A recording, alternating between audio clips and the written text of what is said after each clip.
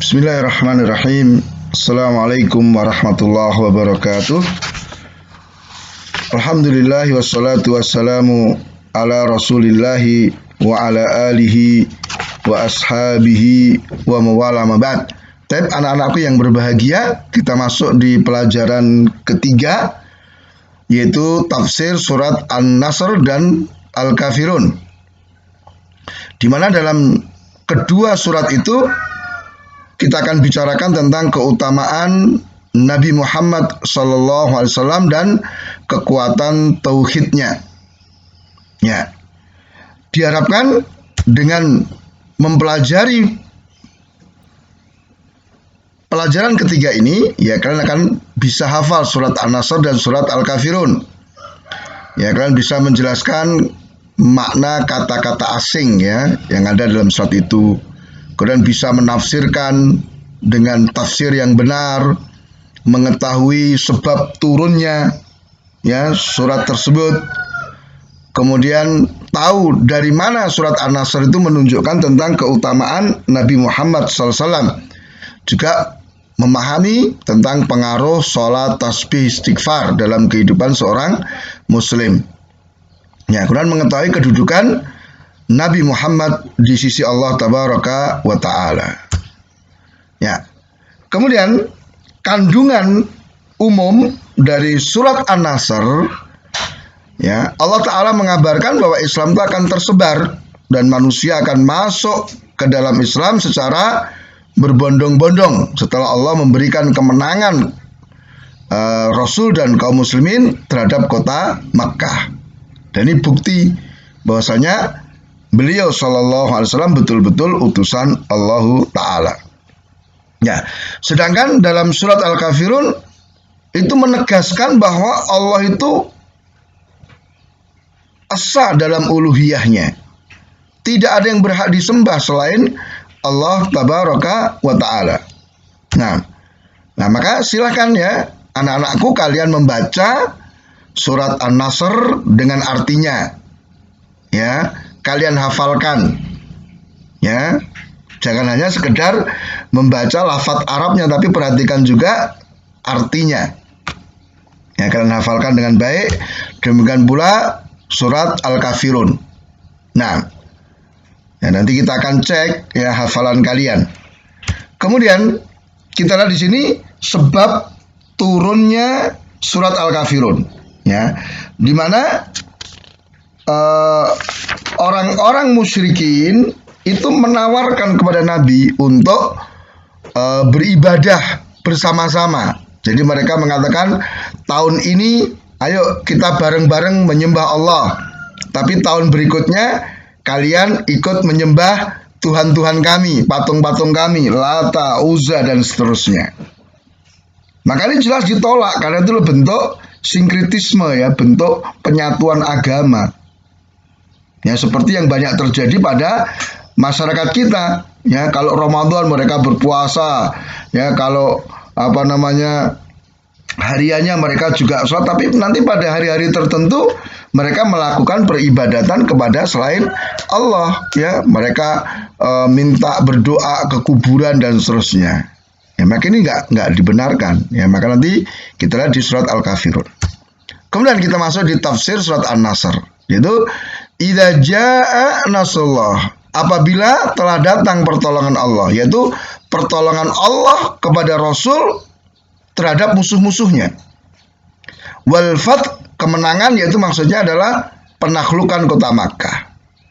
Wa ra'aitan nas, yaitu bangsa Arab, yadkhuluna fi dinillah, yang mereka akan masuk ke dalam agama Allah tanpa melalui peperangan-peperangan. Afwaja, yaitu rombongan demi rombongan. Nanti bisa kita lihat ya dalam pelajaran sirah bagaimana setelah Rasul menaklukkan kota Makkah, banyak orang yang masuk Islam. Maka dengan kemenangan itu fasabbi bihamdi rabbika wastaghfir, yaitu perbanyaklah tasbih, banyaklah beristighfar. Innahu kana tawwaba, karena Allah itu banyak menerima dan memberikan taubat kepada hamba-hambanya. Baik. Sedangkan tafsir surat Al-Kafirun, ya kul, katakan itu perintah kepada Rasul SAW. Ya ayyuhal kafirun, ya wahai orang-orang kafir, yaitu kafir Quraisy. Ya, la a'budu ma ta'budun, yaitu aku tidak menyembah apa yang kalian sembah dari patung-patung dan berhala. Ya, wala antum, demikian pula kalian yang selama ini berada di atas kekafiran, abiduna ma'abud, tidak menyembah apa yang kusembah, yaitu tidak menyembah Allah Ta'ala dengan benar, dengan tulus, dengan murni. Ya, wala ana abidum ma'abadtum, aku juga tidak menyembah apa yang kalian sembah dari berhala-berhala itu. Ya, ini diulang lagi penegasan ini. Kemudian lakum dinukum waliyadin. Ya, bagi kalian kekafiran kalian, waliyadin yaitu Islam, bagiku adalah Islam. Ya, maka kita lihat ya anak-anakku, faedah dari kedua surat itu. Ya, yang pertama bahwasanya wajib bagi setiap muslim untuk mengingat nikmat Allah. Ya, karena tidak ada nikmat dari yang kita dapatkan kecuali dari Allah Ta'ala. Wa ma bikum min nikmatin fa minallah. Tidak ada satu nikmat kecuali dari Allah Ta'ala. Dan bersyukur dengan ucapan dan perbuatan yang penting. Karena kesyukuran itu akan melanggengkan dan menambah nikmat tersebut. La in syakartum la azidannakum. Kalau kalian betul-betul bersyukur, kami akan tambahkan. Kemudian disunahkan untuk berdoa subhanakallahumma rabbana wa bihamdik.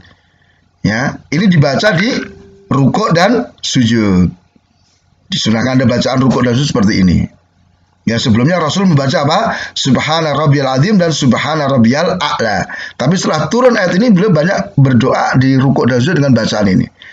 Kemudian barang siapa beribadah kepada Allah juga kepada selainnya, maka ibadahnya tertolak. Ya, tidak diterima.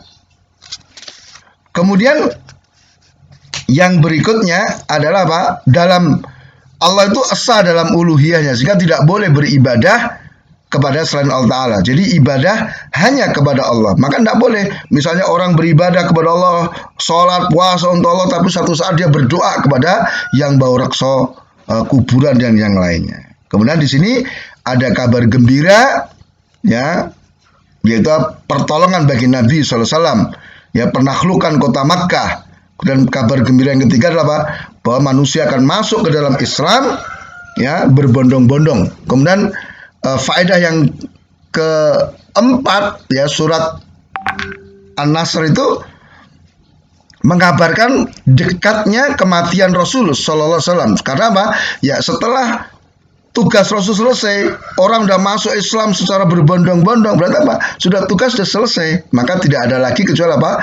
Beliau akan diwafatkan oleh Allah Subhanahu wa Ta'ala. Kemudian praktek perilaku keseharian yang pertama, kita mengingat keutamaan Nabi SAW dengan banyak bersolawat kepada beliau, memperbanyak tasbih, tahmid, istighfar setiap saat, senantiasa bersyukur kepada Allah terlebih saat menerima nikmat.